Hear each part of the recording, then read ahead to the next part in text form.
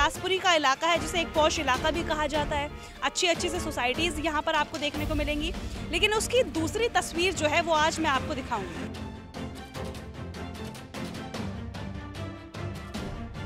आधा जो रोड है इस कचरे की वजह से यहाँ पर गिरा हुआ है। मेरा सवाल यही है कि आखिर दिल्ली की ऐसी तस्वीरें, दिल्ली की ऐसी दुर्दशा कब तक हमें देखने को मिलेगी? आप खुद अंदाजा लगाइए।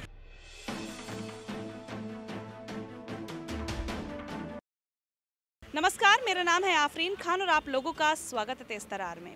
राजधानी दिल्ली में कई जगहों पर आपको ये नज़ारा नज़र आ जाएगा जो फिलहाल मैं आपको दिखाने वाली हूँ। अगर आप देखेंगे, ये विकासपुरी का इलाका है, जिसे एक पॉश इलाका भी कहा जाता है। अच्छी अच्छी से सोसाइटीज़ यहाँ पर आपको देखने को मिलेंगी, लेकिन उसकी दूसरी तस्वीर जो है वो आज मैं आपको दिखाऊंगी। यहाँ पर आकर कई बार मैंने खबरें कवर की हैं, कई बार इन्हें खबरों को दिखाया भी है। इनका असर भी देखने को मिलता है। खबर करने के बाद यहाँ से ये कूड़ा हट भी जाता है, लेकिन उसके बावजूद फिर दोबारा तस्वीरें बिल्कुल वैसी ही नज़र आती हैं। अब अगर मैं आपको वहाँ से लेकर यहाँ तक की तस्वीर दिखाऊं, आधा जो रोड है इस कचरे की वजह से यहाँ पर गिरा हुआ है। लोगों को परेशानी आ रही है।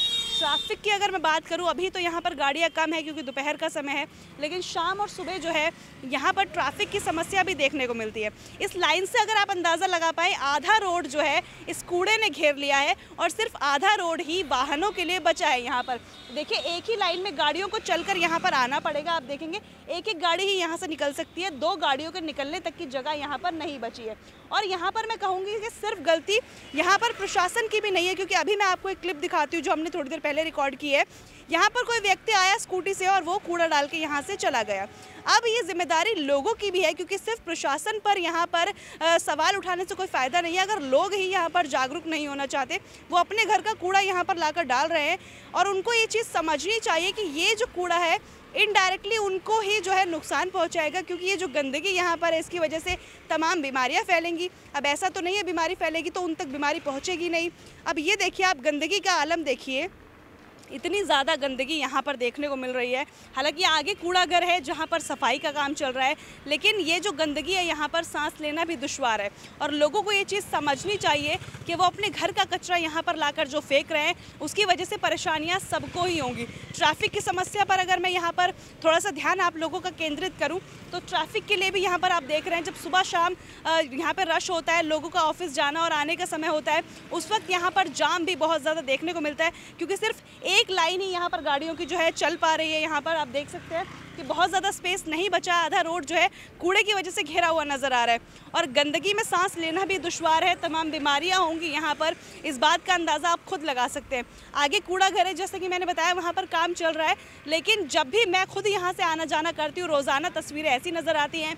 एक बार अगर हम खबर कवर कर लेते हैं तो उसके कुछ दिन के बाद यहाँ पर असर नज़र आता है। थोड़े दिन के लिए कूड़ा हट जाएगा, लेकिन उसके बाद तस्वीरें फिर वैसी की वैसी ही नज़र आती हैं। अब यहाँ पर मेरा सवाल यही है कि आखिर दिल्ली की ऐसी तस्वीरें, दिल्ली की ऐसी दुर्दशा कब तक हमें देखने को मिलेगी? आप खुद अंदाज़ा लगाइए। हम कहते हैं कि हम देश की राजधानी दिल्ली में हैं, लेकिन अगर दिल्ली की हालत ऐसी हो जहाँ पर ये कचरा हो, तो हम कैसे किसी को बताएंगे कि हम राजधानी दिल्ली में रहते हैं, जहाँ पर साफ़ सफाई का ये आलम है कि यहाँ पर खड़े होकर 10-15 मिनट भी गुजारना मुश्किल हो रहा है। ट्रैफिक यहाँ पर आप देखिए, ट्रैफिक की जो बात मैं बार बार कर रही हूँ वो भी आप यहाँ पर लगातार देख सकते हैं कि ट्रैफिक भी कितना ज़्यादा यहाँ पर इससे प्रभावित हो रहा है। कि अभी एक तस्वीर जो मैंने देखी है, यहाँ पर हम हर बार प्रशासन को ही गलत नहीं ठहरा सकते। अभी जो आपने देखा वो बाइक पर, स्कूटी पर एक लड़का आया, उसने यहाँ पर अपने घर का कूड़ा जो है यहाँ पर डाल दिया।